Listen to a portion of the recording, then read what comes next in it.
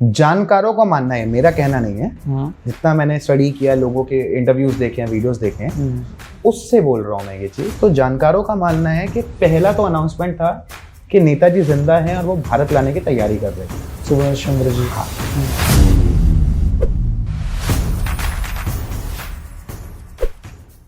तो दोस्तों, पिछले वीडियो में हम लोगों ने जाना नेताजी सुभाष चंद्र बोस के बारे में, जो कि आज भी एक बहुत बड़ी अनसॉल्व्ड मिस्ट्रीज में आती है। तो आज हम वैसे ही भारत की दूसरी सबसे बड़ी अनसॉल्व्ड मिस्ट्री के बारे में जानेंगे। प्लीज रजत भैया। The death of Lal Bahadur Shastri. Okay. Shastri ji के डेथ की मिस्ट्री से पहले थोड़ा सा रिवाइंड करते हैं, ठीक है। अचानक पंडित नेहरू जी की डेथ होती है, इनको एक प्राइम मिनिस्टर चाहिए होता है। इंदिरा गांधी की उम्र कम होती है उस टाइम पे, ठीक है। तो कांग्रेस में बेसिकली लाल बहादुर शास्त्री की छवि एक सबसे कमजोर नेता की थी।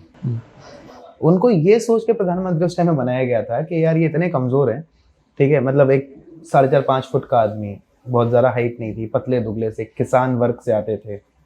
तो ये था कि यार इनको ना कभी भी ओवर पावर करके किसी और को प्रधानमंत्री बना सकते हैं, for a time being let's make him the prime minister. वो प्राइम मिनिस्टर बन जाते हैं। इसी चीज का फायदा उठाते हुए 1965 में होती है वॉर शुरू। पाकिस्तान अटैक करता है जम्मू कश्मीर फ्रंट पे। हम लोग की सिचुएशन ऐसी थी कि जम्मू कश्मीर फ्रंट को डिफेंड करने के लिए हमारे पास पर्याप्त साधन नहीं थे। तो जब तक दिल्ली से सपोर्ट जा पाता, हम काफी कुछ जम्मू कश्मीर में हार जाते। तो लाल बहादुर शास्त्री जी वो नेता थे जिन्होंने बोला कि पाकिस्तान ने जब एक फ्रंट खोल दिया है तो तुम भी राजस्थान से दूसरा फ्रंट खोल के इधर से घुसना शुरू कर दो। तो एक राजस्थान से एक मेजर हुआ करते थे, वो लाहौर तक घुस गए थे। तो जब उनको पूछा गया कि you have we asked you, ठीक है, टू रिटेलिएट, तुम लाहौर तक किससे पूछ के गए? तो उनका रिप्लाई ये था, मैं तो राजा हूँ, मैं किससे क्यों पूछूंगा। अच्छा, मतलब वो बिना बताए लाहौर। मेजर जो थे वो मतलब पाकिस्तान को मारते मारते मारते मारते मतलब था कि भैया अभी तो लाहौर ही कब्जा कर लिया है, ठीक है। इंडियन आर्मी इतना अंदर घुस गई थी। कहते हैं कि अगर मतलब इंडियन आर्मी कुछ 18 घंटे और लड़ती तो लाहौर जीत जाती, लाहौर में तिरंगा होता। तो ये तो हुई वॉर की बात, और इनकी डेथ मिस्ट्री भी वॉर पे चलती है। लेकिन थोड़ा सा हम और पहले जाते हैं, रिवाइंड हो जाते हैं थोड़ा सा और। तो जब लाल बहादुर शास्त्री जी प्रधानमंत्री बने तो उनका सबसे पहला चैलेंज था फूड ग्रेन की शॉर्टेज। तो ये इतने बड़े नेता बनकर आगे आए, ठीक है, जिनको सबसे ज्यादा कमजोर नेता समझ रहे थे। ये इतने बड़े नेता है कि इनकी अपील पे देश ने एक दिन का व्रत रखना शुरू कर दिया। ठीक है, इन्होंने क्या किया, अपने ही जो गार्डन था, प्रधानमंत्री निवास का जो गार्डन था, उसको खुदवा के वहां पे खेती करना शुरू कर दिया। इनका कहना था मैं फूड ग्रेन्स इंडिया के बाहर से नहीं मंगाऊंगा, मैं इंडिया में उगाऊंगा। तो हमारे पास हिसाब ऐसा लग रहा था कि अगर एक दिन पूरा देश व्रत रख ले, ठीक है, तो हम कहीं ना कहीं वो शॉर्टेज को कंपनसेट कर सकते हैं। तो उन्होंने क्या किया, पहले अपनी वाइफ को बोला, अपने बच्चों को बोला कि हम सब एक एक दिन का व्रत रखते हैं। जब उन्होंने ये चीज कर ली, तब उन्होंने पब्लिक स्पीच दी कि यार मैंने ये चीज कर ली है, तुम भी करो तो शायद हमारे पास बाहर से खाना मंगाने का जरूरत ना पड़े। और इनकी अपील पर लोगों ने एक दिन 2 दिन मतलब एक समय का खाना छोड़ने के लिए बोला था। लोगों ने 2-2 दिन के व्रत रखना शुरू कर दिए थे। ये इतने पावरफुल नेता थे। इन्होंने ही ये नारा दिया था, जय जवान जय किसान, ठीक है। तो जब ये चीज हुई, उस टाइम पे जब वॉर हो रही थी, ठीक है, इंडिया उस फ्रंट में बहुत अंदर तक घुस गया। अब जैसे ही अंदर तक घुसा, पाकिस्तान की हालत खराब। पाकिस्तान चले गए अपने मुंह बोले पापा के पास, यूएस से यूएन को लाओ, हमारी जान बचाओ।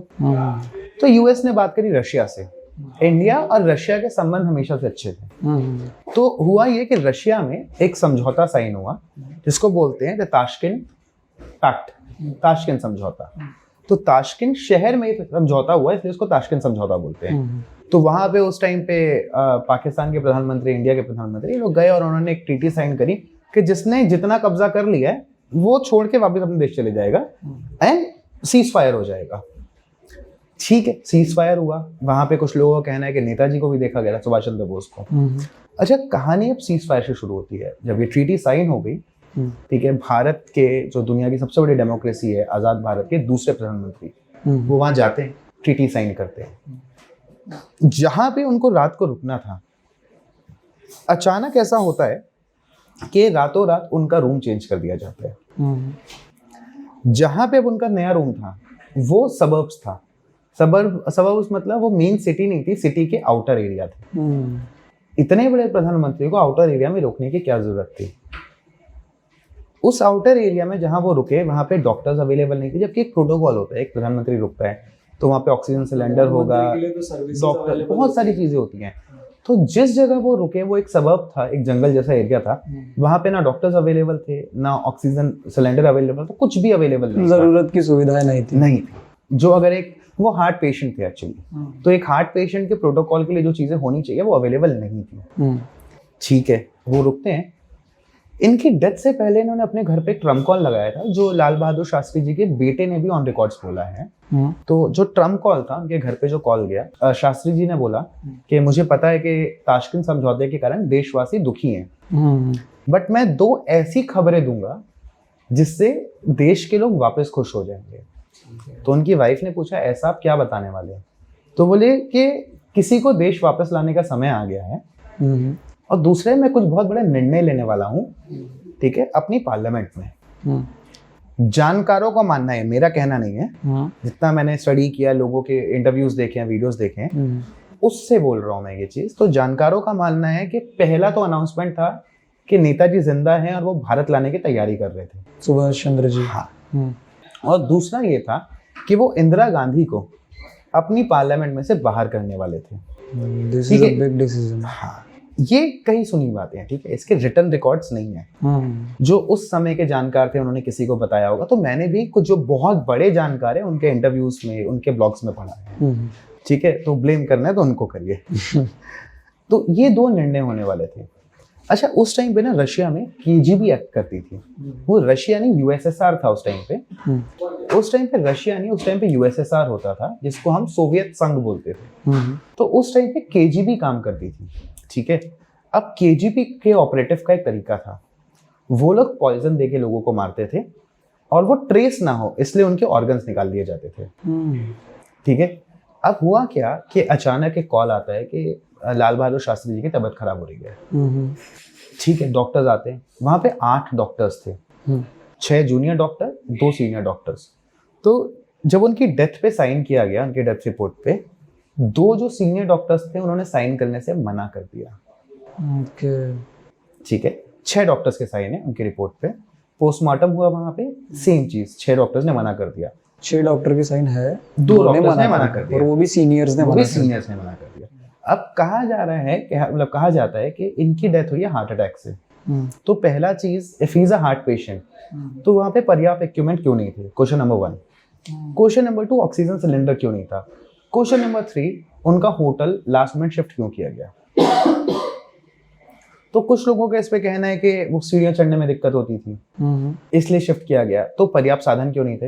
अच्छा, इसमें एक और मिस्ट्री है। लाल बहादुर शास्त्री जी, आप सीढ़ियां चढ़ने की बात को इतना गौर कर रहे हो तो बाकी के साधनों का क्या? अब लाल बहादुर शास्त्री जी जो थे वो सोने से पहले गर्म दूध पीते थे। तो उनकी फ्लास्क होती थी, उसमें गर्म दूध होता था। तो उनकी डेथ के टाइम में ना वो फ्लास्क में हल्का सा दूध पड़ा था, इसमें कुछ लोगों को इसके ट्रेसेस मिले थे पॉइजन के, ठीक है। उसका वो नहीं किया गया, मेडिकल एग्जामिनेशन नहीं किया गया। अच्छा, जो इनके साथ ना इनका कुक जाता था, जो लाल बहादुर शास्त्री के साथ कुक गया था उस टाइम पे रशिया, वो कुक नया था और पहली बार गया था। लास्ट मोमेंट पे उनके पुराने कुक की तबीयत बहुत ज्यादा खराब हो गई थी, लास्ट मोमेंट पे, ठीक है। और इस डेथ के बाद वो कुक दोबारा कभी नहीं मिला। ओके। जिसने उनको आखिरी दूध का गिलास बना के दिया, वो कुक दोबारा कभी नहीं मिला। इवन उस पर कुछ इन्वेस्टिगेशन भी नहीं चली। अब देखो, चली होगी नहीं चली होगी, सरकारें तो बोलती हैं चली हैं, मिला नहीं वो, ठीक है। बट दूसरे देश का एक आदमी रशिया से गायब तो नहीं हो सकता। एग्जैक्टली नहीं हो सकता, पॉसिबल ही नहीं, ठीक है। मतलब या तो अगर एशियन को इंडिया में आ जाए तो हम समझ सकते हैं मिक्स होके रह रहा है। अगर कोई अमेरिकन आ जाए या ऑस्ट्रेलियन आके इंडिया में गुम हो जाए तो वो गुम नहीं हो सकता, किसी ना किसी को कहीं ना कहीं तो दिखेगा। हाँ, और जबकि प्रधानमंत्री की बात चल रही है ये, और उनके पीछे लोगों को पता है कितने लोग होते हैं जो सर्चिंग के लिए लग जाएंगे। जब लाल बहादुर शास्त्री जी की बॉडी इंडिया में आई, ठीक है, तो उनकी बॉडी में उनके परिवार वालों का कहना था कि पोस्टमार्टम कराओ, जो नहीं कराया गया भारतीय सरकार द्वारा, ठीक है। ये एक बहुत बड़ा लूपहोल है कि यार प्रधानमंत्री थे वो देश के, वो डेथ हो गई है, आपने अपने देश में पोस्टमार्टम नहीं होने दिया। फिर इनकी फैमिली का कहना ये था कि लाल बहादुर शास्त्री जी की बॉडी में कट्स हैं, जिसमें से ब्लड क्लॉट्स भी हो रहे थे। ठीक है, एक पेट के पास कहीं कट था, एक दो जगह कट्स और थे, और इनकी बॉडी नीली पड़ गई थी। अगर आप आज भी गूगल करके फोटोज देखते हो ना इनके लास्ट रिचुअल वाली, ओंठ नीले हो गए हैं, चेहरा नीला हो गया है। एंड नीला पड़ना इज साइन ऑफ की पॉइजन। ये हम सबको पता है, हम सब मेडिकल स्टूडेंट्स नहीं है, फिर भी बेसिक जानकारी है। तो अब जब नीला पड़ गया, काफी बोला गया, तो एक कमेटी बना दी। कमेटी का कहना था हम जी रिसर्च करेंगे, हम जाके पता करेंगे क्या हुआ, और आज तक पता लगा नहीं। ठीक है, अब नेताजी की फैमिली मेंबर्स का भी कहना यह है कि यार बॉडी का लास्ट जब आई थी बॉडी इंडिया में, तब एक पोस्टमार्टम होना चाहिए था, जो नहीं हुआ। भारत सरकार ने उस टाइम पे, इंदिरा गांधी सरकार ने फटाफट में अंतिम संस्कार करवा दिया। दूसरा, बॉडी नीले पड़ने का कारण किसी को नहीं पता। तीसरा, जो बॉडी में कट मार्क्स थे वो किसी को नहीं पता। मैं बीच में एक इंटरव्यू देख रहा था लाल बहादुर शास्त्री जी के बेटे का, ठीक है, वो उन्होंने कुछ तस्वीरें दिखाई, कपड़े दिखाए जो लास्ट टाइम पे नेताजी ने पहने हुए थे जब उनकी बॉडी इंडिया आई। उसमें ब्लड स्टेन्स हैं आज भी, वो कपड़े संभाल के रखे गए हैं।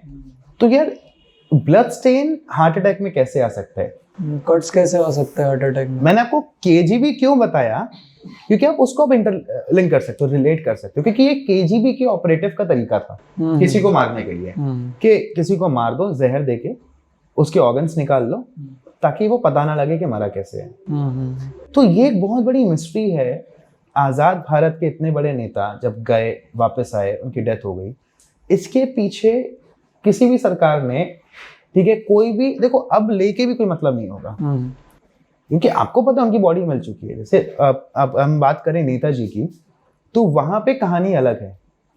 वहां पे हमारे पास एक अस्थियां रखी हुई हैं जिसका हमें वो करना है, ठीक है। इनके केस में तो कहानी अलग है।